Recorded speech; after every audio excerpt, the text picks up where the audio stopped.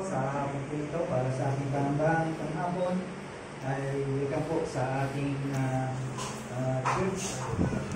Naway makinabang po muli tayo sa mensahe na ating mapapakinggan sa hapon po ito, kung saan ay matatagpuan po natin muli sa Roma chapter 8 verse chapter 1 sa unang Roma verse 16 na kung saan ay sinasabi po dito, Romans chapter 1 verse 16, sapagkat hindi ko kinahihiya ang Ebanghelyo, sapagkat ito ang kapangyarihan ng Diyos para sa kaligtasan ng bawat sumasampalataya, unay sa Hudyo at gayon din sa Grego. Tayo po manalangin magsandali. Naman ang Diyos, siyempre muli nagpapasalamat sa oras na ito na tinanong po ninyo. Narito po muli kami o Diyos upang nagsulit at nagbigay po ng pagsamba, mangaral, at makinig ng mensahe. Naway pagpalain po ninyo ang pandinig ng bawat isa, lalo po sa makinig sa Diyos. Maraming salamat, pagdalangin sa pangalan ng Jesus. Amen. Maring lahat po tayo ay naranasan na po natin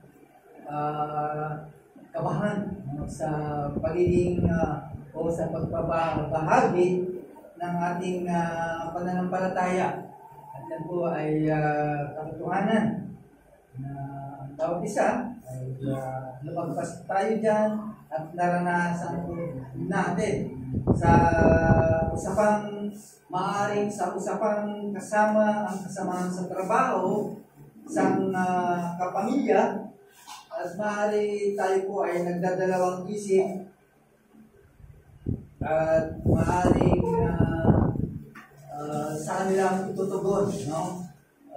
Maaring maisip ka dahil baka hindi natin alam kung ano ang kanilang sagot sa mga bibitawan po natin. Kung tutuusin ay lahat tayo ay may mga sandali ng pag-aalilangan. That's true. Lahat po tayo ay nag-aalilangan. That's why mas pinili na natin manahimik. Minsan, yan po yung nangyayari.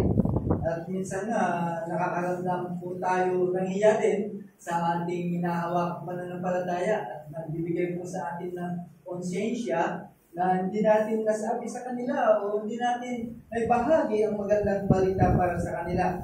Pero ngayon sa harapan po natin, sa atin, ang si Pablo, matapang at buong lakas na nagpahayag na hindi ako nahihiya sa Ebanghelyo. Right? Ano kaya ang naging dahilan? At magkaroon siya ng matibay na kumpiyansa sa Ebanghelyo. Kaya sa mensahe sa akong po ito, ating paklasin, tatlong katotohanan tungkol sa Ebanghelyo. Ang una, walang diyang kumpiyansa, unashamed confidence to the gospel. Hindi siya nahihiya na sabihin ang Ebanghelyo. Ayan po sa Roma chapter 1 verse 16 at sa 2 Timothy chapter 1 verse 18. No? Pangalawa ay yung walang limitado ang kapangyarihan ng Ebanghelyo. At pangatlo, yung pangkalahatan, panawagan ng Ebanghelyo. Yan po yung ating tatalakayin sa araw po ito. Sa napahintulutan po ng Diyos, sana maging seryoso po tayo at matuto po natin, matutuanan po natin ang mga katotohanan. Ipinapakita ni Pablo sa kanyang pagpapahayag yung kanyang matatag na kumpiyansa. Right? Ang ginamit ni Pablo na salitang nahiya sa Greek word ay tinatawag na ipaisaimon. Ano po yung Greek word? Sa kasalukuyang aspeto na nagpapahiwatig ng patuloy na pananaw para sa magandang balita o sa Ebanghelyo. Alam po natin na hindi naging madali ito para kay Pablo, para sa mga spiritual na Grego, ang Ebanghelyo na dapat sa kanila, dapat maintindihan nila, pero para sa kanila, ito ay isang kahangalan. Isang kahangalan sa kanila. At para sa mga reliyosong Hudyo, ito ay nakakasakit sa kanila. No? Kaya ganun naman sila mag-response. Ayon po sa Galatians chapter 5, verse 11, ay nandun po yun. Pero gayon pa man, hindi siya tumahimik. Hindi siya napigilan. So, ano ba yung dahilan? Bakit? Hindi siya natahimik. Ay, hindi siya nabusanan. Hindi siya natakot. Ano ba yung dahilan? Sapagkat naunawaan niya kung ano talaga ang Ebanghelyo. Naunawaan niya, naiintindihan po niya kung ano ang tinatawag na gospel ng Ebanghelyo. Ano pag-unawa po niya sa Ebanghelyo? Ito po ay kapangyarihan ng Diyos para sa kaligtasan. Alam niya na ito ay nagliligtas. Alam niya na meron itong kapangyarihan sa mga tao na kung saan sadlaos at napariwara sa kasalanan. Tandaan po natin, sa panahon po ni Pablo, ang Ebanghelyo po ay hindi po popular. Hindi popular sa kanyang panahon at hindi ito ginagalang. Ngunit buong tapang niyang ipinahayag ang kanyang kumpiyansa dito. Meron siyang confidence. At bakit? Anong dahilan? Dahil ang pagkaintindi ni Pablo, hindi ito idoliya. Hindi lang ito idoliya o reliyosong idea. Ito ay mensahe ng kaligtasan mula sa Diyos. That's what he understands. Alam niya. Kaya hindi niya ito binabaliwala. Alam niya kung ano ang kapangyarihan nito. Boldness comes from the value of gospel and the power. Kaya kung hindi mo alam at hindi mo magisado ang gospel, talagang natatakot po tayo. Kahit nahiya po tayo sabihin. Pero kung nauunawaan po natin ang kahalagaan ng Ebanghelyo, kahit sukat kapalit ng kamatayan natin, ay ipapahayaw po natin po. Alam kasi ni Pablo na ito ay mensahe ng kaligtasan mula sa Diyos. Sabi po ng Roma chapter 1 verse 17, next. Kaya sinabi ni Pablo, namumuhay pa ako ng walang hiya. Maliwas na siya. Baka ma-misinterpret na. Sabi, hindi siya nahihiya sa Ebanghelyo araw-araw. Masabi natin walang hiya. Well, it's good, no? Walang hiya siya pagdating sa gospel. Kaya, he was ashamed of the gospel. Kahit sa pang-araw-araw na kanyang buhay, biglang sabihin, wala yung every time, every moment, hindi niya inaalintasan. Mapapahiya siya. Kasi alam niya, ano ang kapangyarihan. Bakit? Kasi hindi sa kanya nagagaling ang kapangyarihan. Diyos na kanyang sinasamba ang Diyos, na kanyang napatunayan kung sino ang Diyos. Yan yung kanyang confidence. Kaya ganun po siya ka-confidence, kumpiyansa sa Ebanghelyo na tangan-tangan. Sa ating pagninilay-nilay, tayo man ay nakakaranas ng sandali ng pag-aalala. That's true. Sa pagbabahagi ng ating pananampalataya, maaring natatakot tayo, maaring tatanggi sila o merong kasamang pangungutya, pero pinalalahanan po tayo ni Pablo na ang Ebanghelyo ay hindi tungkol sa iyo. Hindi tungkol sa atin. Kaya dapat maintindihan po natin ang Ebanghelyo, ito ay kapangyarihan ng Diyos. At kung talagang naniniwala ka sa Diyos na siyang makapangyarihan, ipapahayag mo yung Ebanghelyo mo yan. Right? Kung ang tingnan natin ng Ebanghelyo, hindi yung iiyan, talagang hindi mo ititik ang list. Pero kung kilala mo natin, ay kahit kapalit pa ng buhay po natin.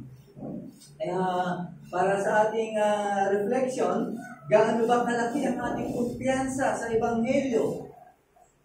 Tiwala ba tayo na ito ay sapat upang ibahagi ng buong tapang na kahit sa mga mahihirap na pagkakataon? Mayroon ba tayong katapangan na ibahagi po ito na kahit nakasalalay ang ating kalagayan? At tingnan po natin kung gaano po tayo confidence bilang mananampalataya. Pangalawa, na ating titignan ay yung walang hanggang kapangyarihan ng Ebanghelyo. Unlimited power of the gospel. Hindi ko nabubusalan, hindi ko napipigilan. Kaya again, sabi ng ating text in Romans chapter 1 verse 16, is the power to save. Ito ang kapangyarihan ng Diyos para sa kaligtasan. Kaya pinapaliwanag ni Pablo kung bakit hindi siya naiiya. Bakit? Kasi ang Ebanghelyo ay kapangyarihan ng Diyos. Okay? Kaya wala sa Kanya po yun. At ganun din tayo dapat tumingin at tignan kung ano ang sinasabi ng ating text. Tignan po natin kung ano ibig sabihin ng kapangyarihan. Sa Griego ay dynamis o dynamo. At nagpapahiwatig po ito ng eksklusibo, sumasabog at nagbabagong buhay na kapangyarihan. Ibig sabihin, merong kapangyarihan ang Ebanghelyo po nito. Hindi ito positibo, passive, kundi ito ay aktibong nagbabago, binabago ang buhay ng isang tao.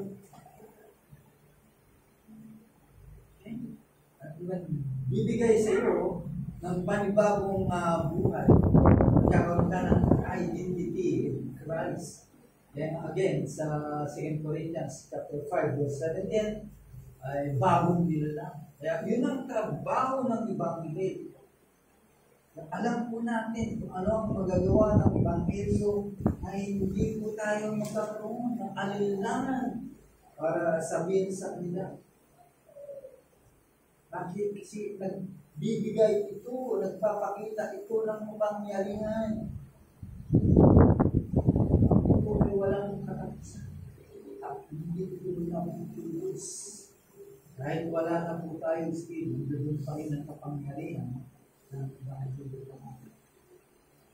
Dapat natin isipin kung ano man ang mga bagay na mahlang sa ating isipan. Ano natin, hindi natin ito gawa. Hindi ito para sa atin. Hindi ito pangyarihan natin. At isipin po natin, ang Ebanghelyo po, hindi lang po nagbibigay ng informasyon, ito ay nagbabago ng buhay. Again, sabi po ng 2 Corinthians chapter 5 verse 17, ay sino man kay Kristo, siya ay bagong nilalang. Ayan po yung totoo.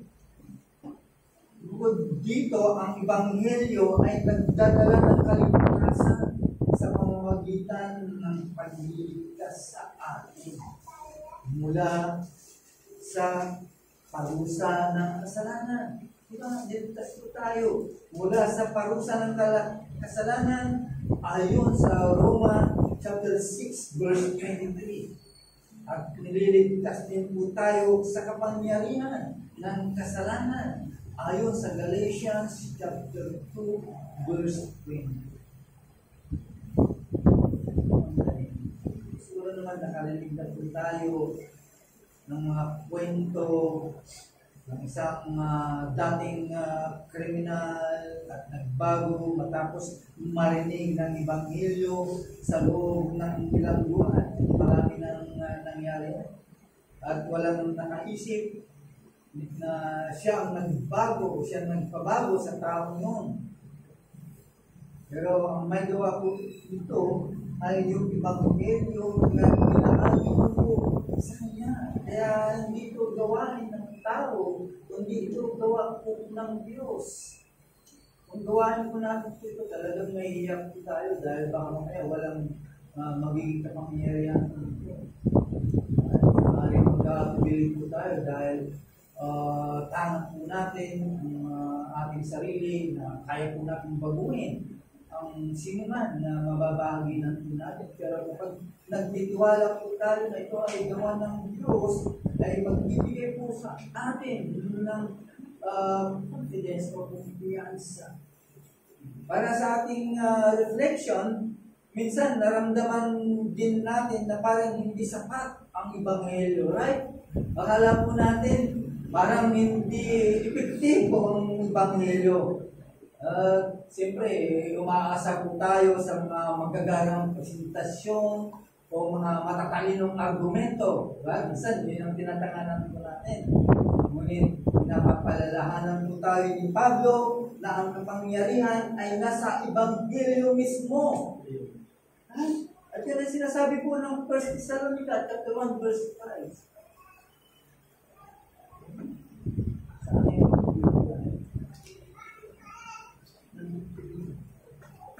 Ay meron ba tayong tiwala sa kapangyarihan ng Panginoon na magbabago ng buhay sa reflection para sa atin dapat natin ipakita.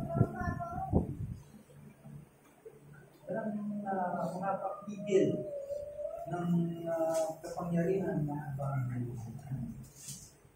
Kahit sino ay hindi niya pwedeng sa kayo basta ay panahal ng Panginoon.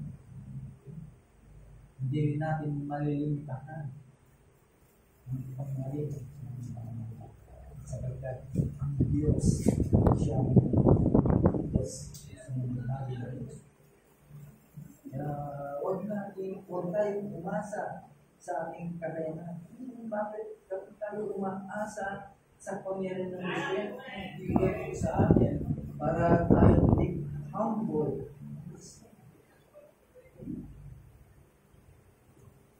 Kaya ang Ebanghelyo, pangkahalakan, ibig sabihin, it is a universal all rich, all purpose. Kaya po sa aking text in Romans chapter 1, verse 16. And even in John chapter 3, verse 16. Sa bawat sumasampalataya, una sa mga Hudyo at gayon din sa mga Grego. Ibig lang sabihin, ang Ebanghelyo ay para sa bawat sumasampalataya. Kahit saan ka mang lugar, o ano man ang iyong kalagayan, panglilipunan, pang-ekonomiya, o economics, ay umaangkot sa mga tao the moment na po ay naiayos sa kanila. Binanggit po dito ni Pablo una sa Hudyo. Ibig sabihin at pinapakita dito yung katapatan ng Diyos sa kanyang tipan. Ibig sabihin yung kanyang tipanan, ang kanyang katapatan.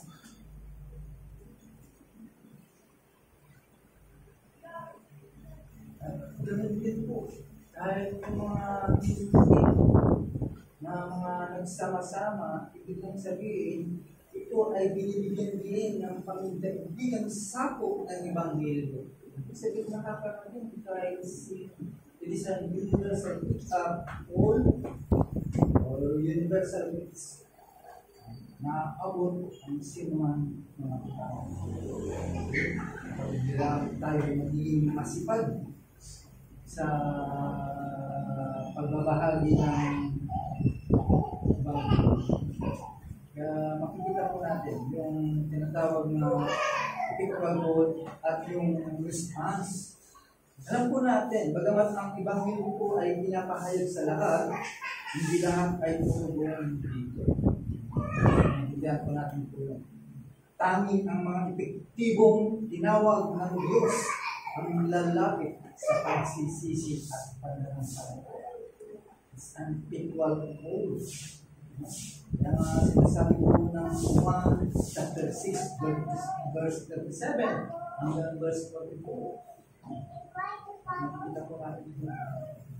Isipin mo na lang, isang magnet na alam ba natin yung magnet na kapag nilapit mo ay dumidikit yung mga bagay, yung mga metal lumalapit sa kumakapit, pero yung mga hindi metal ay walang epekto sa kanila. Kung titignan po natin, yan yung tinatawag at yan yung aspeto ng effectual pole. Ibig lang sabihin, lahat ay hindi tutubuan. Ibig lang sabihin, para lang sa mga tinatawag na pinili. No? Pag pinakita ng bagay, kakapit yung mga bakal. Okay? Naaapit yung mga metal, pero yung hindi ay nanatiling walang epekto.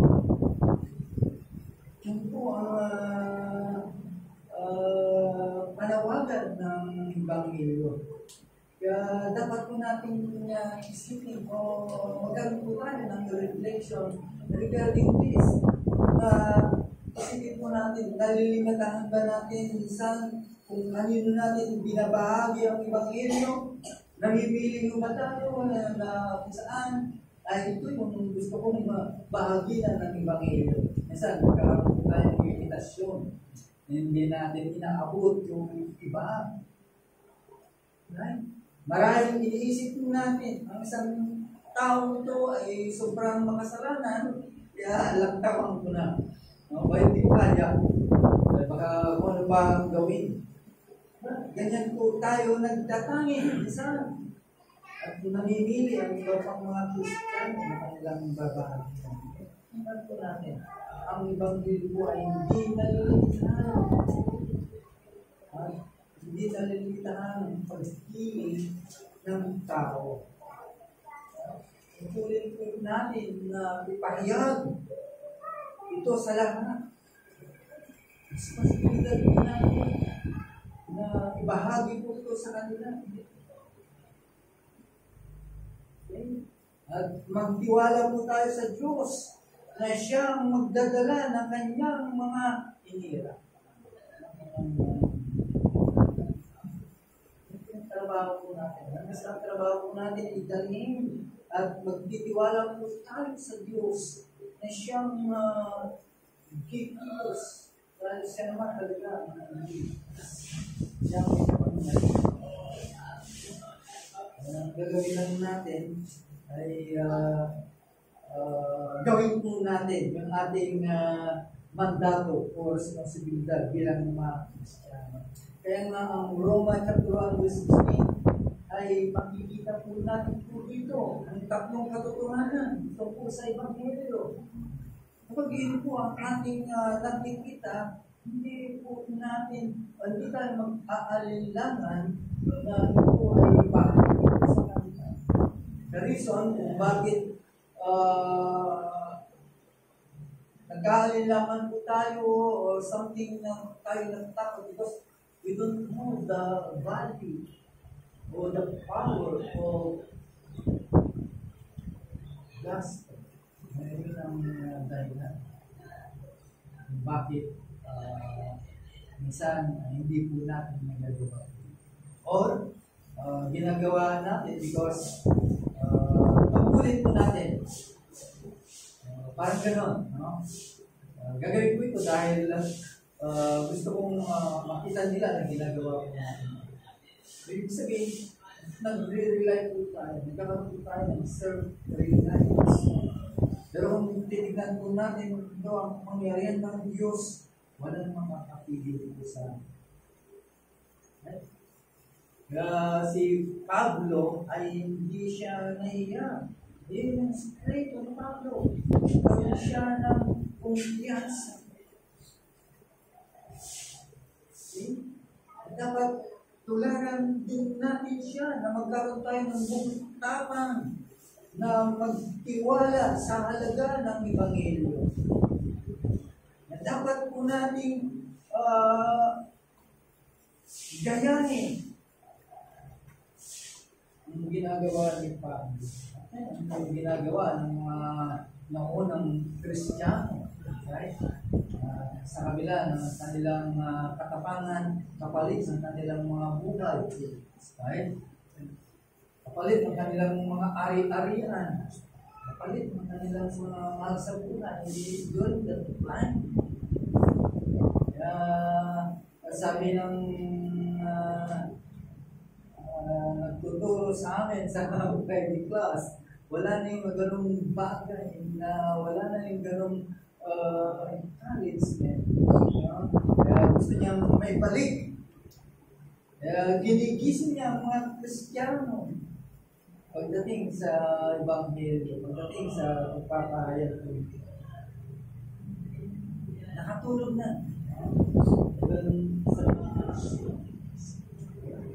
Sa dekada 1980s, no? Talagang andun ang mga kasipagan ng pagbabahagi ng Ebanghelyo.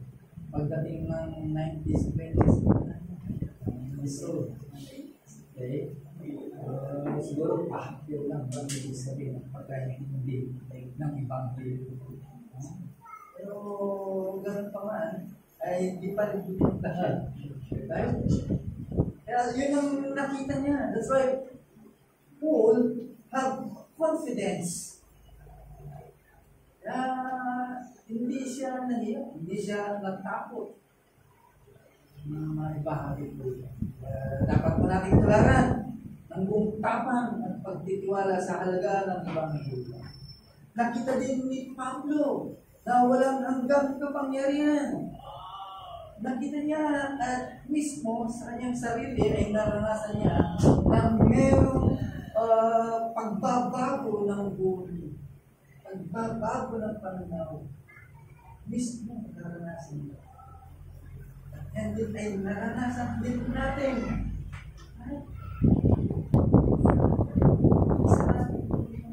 At hindi po natin may kakailang yan. At alam niya din na para sa lahat, pangkalahatang abot ng Ebanghelyo. Ang Ebanghelyo po ay para sa lahat ng sumasampalataya. Para sa lahat.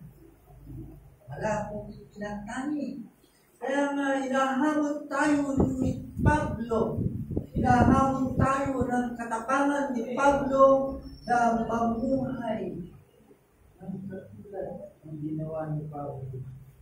Kaya ang hamon sa kanya, tayo ba ay nahihiya sa Ebanghelyo o nagtitiwala tayo sa kapangyarihan ng Ebanghelyo na dapat po nating ibahagi ng tapat sa mga tao. Ito yung hamon ni Pablo para sa atin. Para may apply po natin sa ating buhay, of course, there is an application for this. From now, let's check our confidence. Suriin po natin ang ating kumpiyansa. Meron ba tayong kumpiyansa sa salita ng Diyos o sa Ebanghelyo? If not, kung wala, hindi tayo makakausap. Na kahit sa mahirap na paraan, kapag alam mo ang kapangyarihan nito, ay kaya nating gawin. Diba? Yun ang mga Kristiyano before.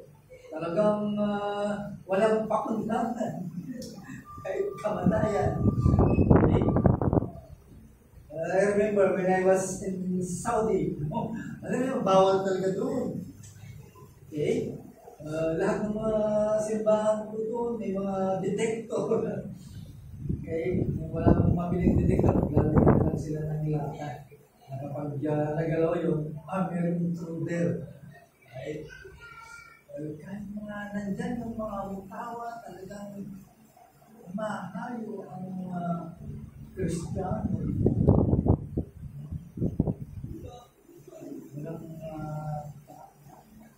Walang because naranasan ko. Meron silang tiwala at kumpiyansa sa Ama. Alam nila na ito ay gawain ng Diyos. Hindi ito gawain ng inuman. Kaya tayo ay inihikayat ni Pablo na tahasan nating ipahayag. Okay? Ang Ebanghelyo sa mundo saan kadalasan ay tumaanggi ang tao. Tuloy po tayo. Kaya nga kanina sinabi ko, ang tapang. Bakit sila matatapang? Bakit yung iba mga duwag? Right? Bakit ang matatapang ang mga Kristiyano ng panahon? Sabi ko kanina, ang tapang ay nagmumula sa pagkaunawa sa halaga ng kapangyarihan ng Ebanghelyo.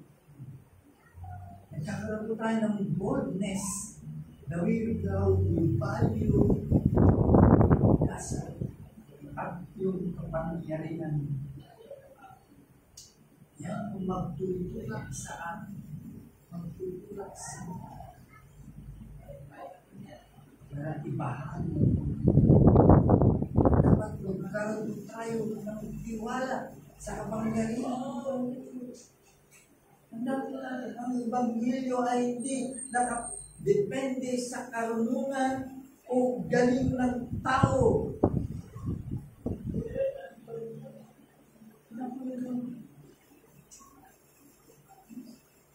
Dahil ang isang Kristiyano ay hindi ilukin sa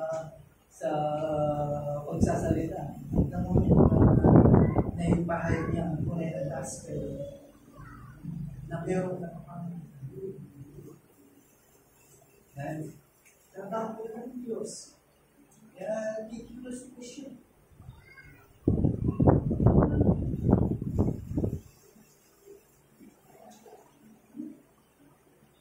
Kaya talaga po natin, mga kapatid, dito sa karunungan o galing ng inuman, kundi ito ay meron tayong kumpiyansa because nagtitiwala po tayo sa banal na Espiritu na pumilos sa mensahe na pinapahayag ko sa mga.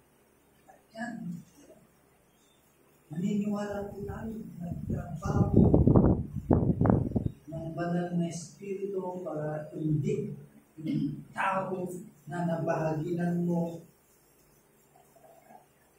ng gospel.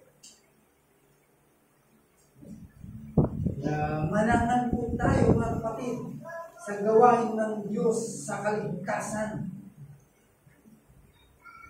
Yan dapat po natin tignan.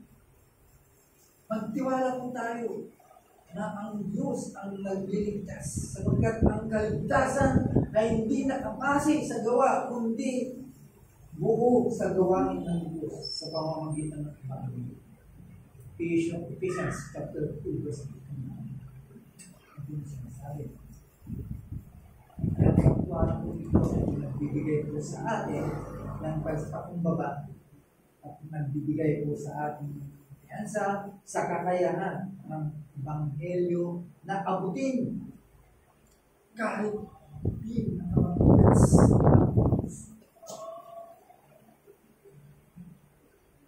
Kaya sabi ko, kahit nasa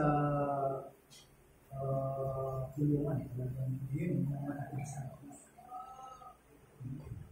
Maraming mga pinatay ng mga tao. Pero dahil sa kapangyarihan ng Ebanghelyo, agad na lang mas pag-asa at nabago ng mga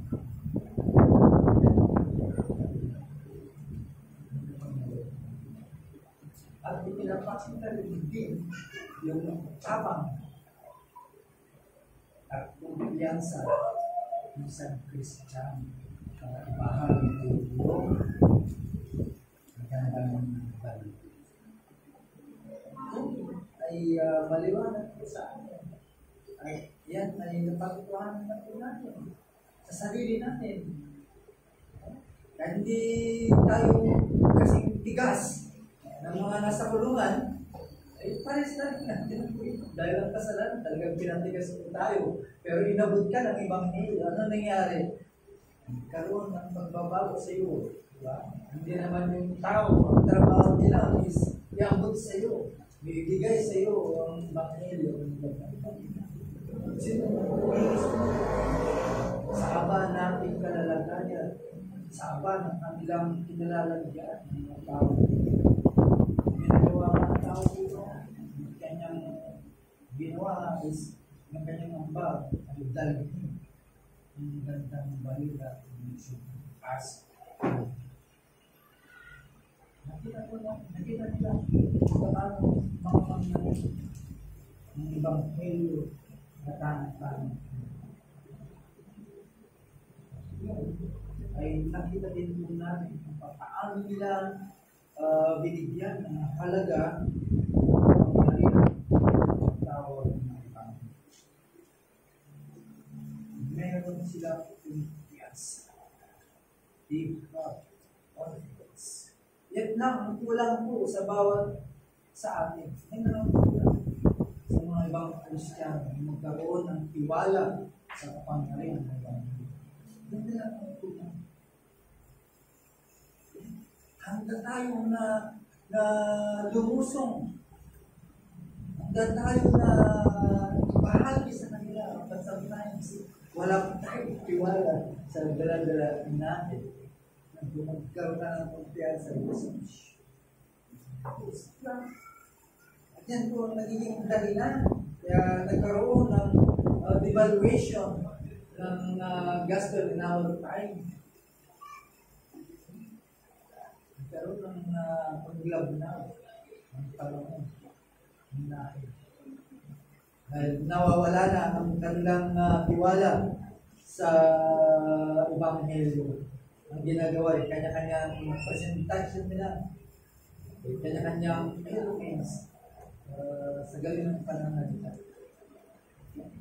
Pag walang nangyari, ay failure. Nalimutan na ang pangyari na ng Diyos. Trabaho ng Batang Kristo. Alam ko natin, bilang mga tunay na Kristiyano, nagtitiwala po tayo sa kakayanan. Na, hindi tayo makapayos. Hindi tayo makakagawin. Kaya ito yung minsan yung nagiging problema at kinakatakutan ng mga Kristo.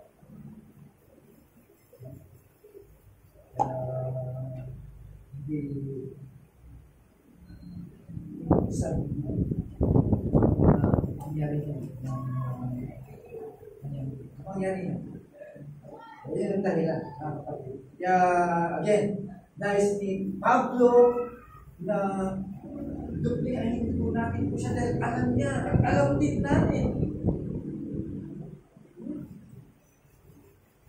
Kaya lang, ang problema, yun nga, nag-aalala po tayo paano po yung sasagot. Kaya sabi ko kanina, huwag na natin intindihin po yun. At just sabihin lang po natin kung ano yung Ebanghelyo sa kanila. The rest, bahala na. At yan ang karutulan. Tayo po yung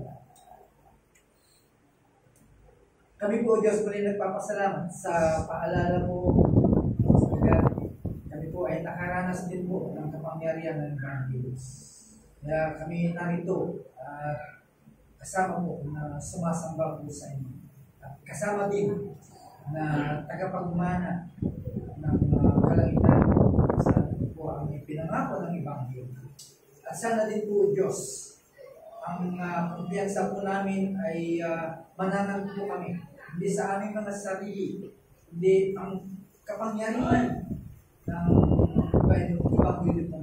Siyang magbibigay po sa amin ng katapangan upang ibahagi po Diyos. Alam po namin, pero minsan ay nagkakaroon din po kami ng aming lahat. Katawan, hindi kami lubusan na nagtiwala po sa inyo. Ibinahagi po sa amin. Pinagkatiwala po ito sa amin. Pero dumating yung pagkakataon na kami po ay nag-aatuloy. Hindi kami lubusan na nagtiwala sa Panginoon. Sa pagkakataon po, minsan pa na ito po ay pinabahagi po sa amin, pinaalala po sa amin na ang Panginoon sa ito po ang nagbiligtas. Ito po ang dahilan bakit isang kriminal o talamak na makasalanan ay nakakita sa Panginoon. Lord, salamat may bigay po ito sa amin ng courage. Kaya lalo pang lumawig ang iyong karya sa lahat ng aming mga nakakatawang palad ay nagbago na. Maraming salamat po, guys.